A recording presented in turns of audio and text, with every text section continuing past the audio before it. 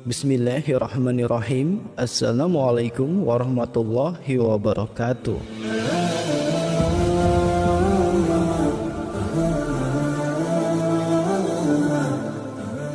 Suatu malam setelah sholat Isya, seorang laki-laki parubaya mendatangi rumah Kiai Jahari.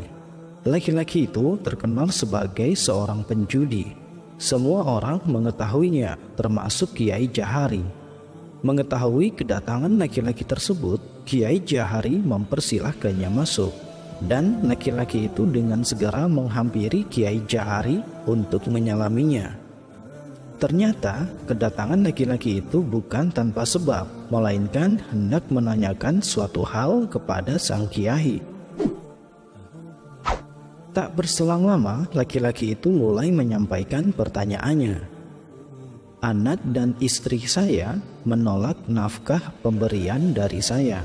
Katanya uang hasil judi itu haram. Benarkah demikian, Kiai? Kiai Jahari tersenyum kemudian berkata, "Tidak juga selama Anda tidak pernah kalah sekalipun."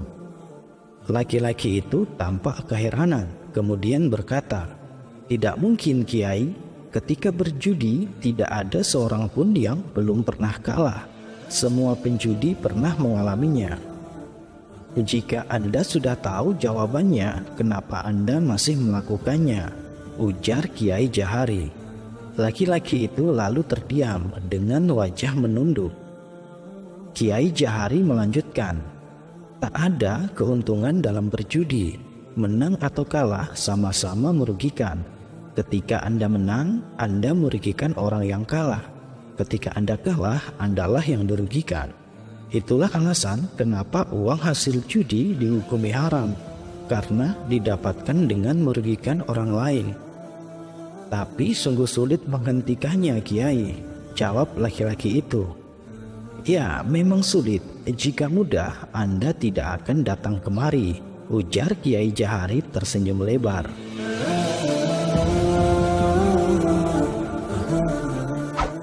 Pendekatan Kiai Jahari ini sangat memanusiakan.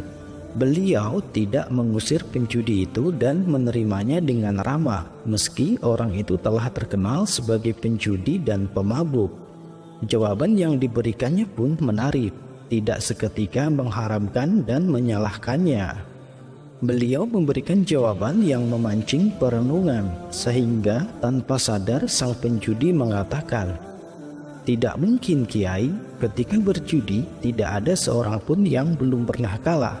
Semua penjudi pernah mengalaminya." Andai ditarik ke ranah teoritis, pendekatan Kiai Jahari dalam menjawab mungkin bisa diskemakan seperti ini. Pertama, mengajukan argumentasi logis dengan mengatakan, "Tidak juga selama Anda tidak pernah kalah sekalipun." Argumentasi logis ini yang kemudian dipahami oleh penjudi sebagai bentuk ketidakmungkinan. Artinya, Kiai Jahari sengaja menggunakan pengalaman berjudi orang tersebut untuk membangun landasan argumentatifnya. Kedua, setelah landasan argumentatifnya terbangun, yaitu perkataan, "Jika Anda sudah tahu jawabannya, kenapa Anda masih melakukannya?" Kiai Jahari masuk ke dalam wilayah influence atau mempengaruhi dan membangun impressions atau kesan dengan cara membiarkannya menggali kesimpulannya sendiri yang pada akhirnya membuka pintu pikirannya untuk menerima masukan baru.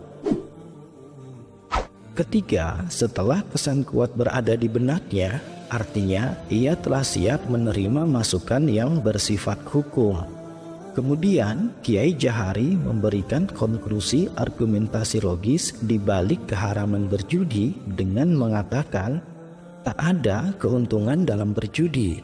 Menang atau kalah sama-sama merugikan. Ketika Anda menang, Anda merugikan orang yang kalah. Ketika Anda kalah, Andalah yang dirugikan.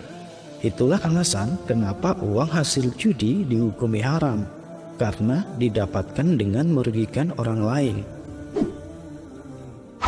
Dan keempat, pemahamannya terhadap sulitnya menghentikan perbuatan dosa bagi yang terbiasa melakukannya tidak membuat Kiai Jahari memberikan wejangan-wejangan hukum yang akan membuatnya lari dan keberatan, tapi dengan pernyataan sederhana yang tidak menakutkan.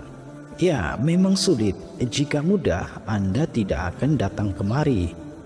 Kiai Jahari memahami betul bahwa tidak mudah menjauhi perbuatan yang dilarang Allah, khususnya bagi orang-orang yang terbiasa melakukannya.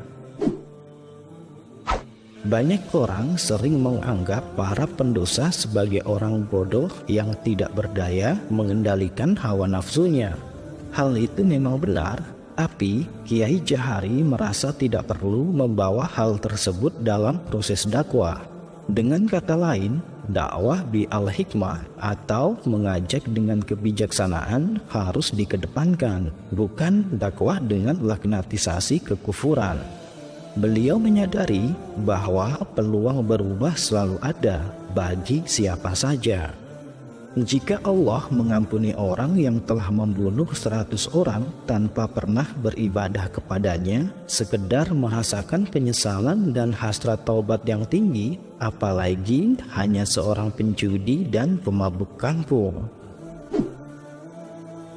Semoga kita bisa mengambil teladan dan manfaat dari kisah Kiai Jahari dan penjudi itu, serta melanjutkan perintah luhur agama, yaitu berdakwah menggunakan kebijaksanaan. Wallahu a'lam bishawab. Wassalamualaikum warahmatullahi wabarakatuh.